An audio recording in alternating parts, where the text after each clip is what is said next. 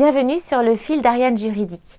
Pour ceux qui sont là pour la première fois, sachez qu'ici nous traitons de sujets juridiques de façon simple, alors que les sujets ne sont pas toujours simples justement. Nous traitons aujourd'hui du démembrement de propriété dans le cadre de la clause bénéficiaire de votre contrat d'assurance vie. Ce qu'est la clause bénéficiaire démembrée en quasi-usufruit, à quoi ça sert et comment ça fonctionne. Je vous invite à ce sujet, pour ceux qui n'ont pas encore vu ce qu'est le démembrement de propriété, à savoir l'usufruit et la nue propriété, je le traite ici dans une autre vidéo de façon plus générale.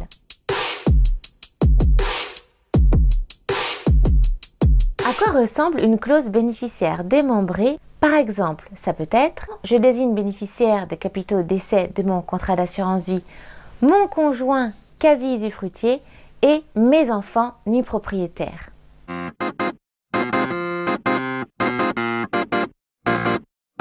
La clause bénéficiaire démembrée peut être au profit du conjoint usufruitier et des enfants nus propriétaires. C'est ce qu'on rencontre le plus souvent dans les clauses bénéficiaires démembrées des contrats d'assurance vie. Il est également possible de désigner par exemple une autre personne usufruitière comme ses enfants et ses petits-enfants nus propriétaires. Par exemple, ce saut de génération est permis.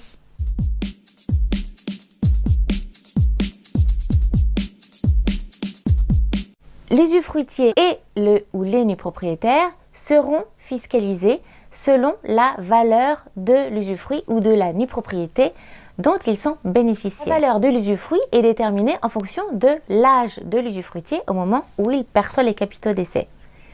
Par exemple, un conjoint qui a entre 61 et 71 ans, la valeur de son usufruit sera de 40% des capitaux d'essai et en conséquence, la valeur de la nue propriété sera de 60%. L'intérêt, c'est que lorsqu'ils perçoivent donc ensemble ces capitaux d'essai démembrés, au décès de l'usufruitier qui était le conjoint survivant, à son décès à lui, les nus propriétaires deviendront plein propriétaires de la totalité, dans mon exemple, des 100 000 € de capitaux d'essai, sans avoir à payer de fiscalité supplémentaire sur la valeur de l'usufruit initial qui était de 40%.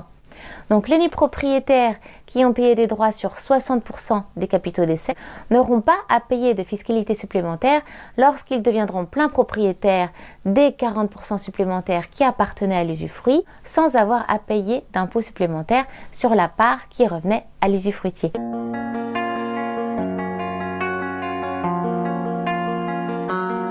Ça signifie en réalité que les capitaux d'essai seront entièrement versés au quasi-usufruitier qui décidera seul de leur emploi, qui pourra dépenser seul cet argent sans qu'aucun accord des nus propriétaires soit nécessaire. Cela donne une grande liberté au quasi-usufruitier qui finalement peut utiliser cet argent comme s'il en était plein propriétaire.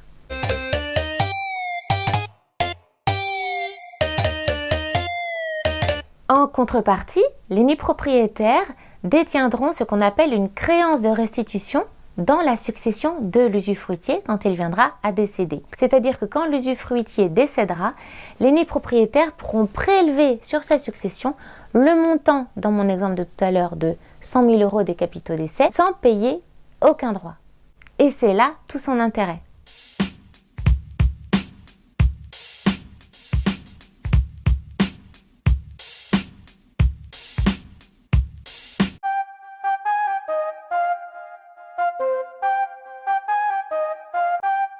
Le risque, dans ce cas, c'est que le quasi-usufruitier ait tout dépensé et qu'il n'y ait plus rien dans sa succession pour que les nus propriétaires puissent récupérer l'argent auquel ils avaient droit. C'est pourquoi il est parfois prévu une garantie en faveur des nus propriétaires pour qu'ils soient sûrs de pouvoir récupérer cet argent. Ceci dit, en pratique, cette garantie est assez rare puisqu'il est rare que les parents donnent une garantie à leurs enfants de récupérer dans leur propre succession cette créance de restitution.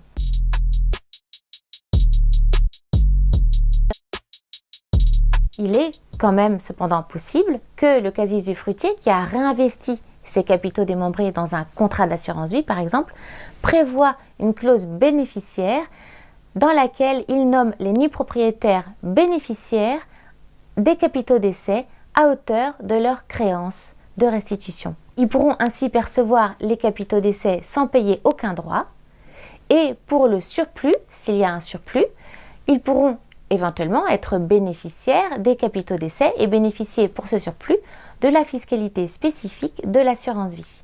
Dans ce cas, l'inconvénient, c'est que ce montant ne pourra pas être déduit du passif successoral du casier usufruitier puisque l'assurance vie étant hors succession, s'ils perçoivent leur créance de restitution via un contrat d'assurance vie, ils ne pourront pas la déduire du passif successoral du casier usufruitier.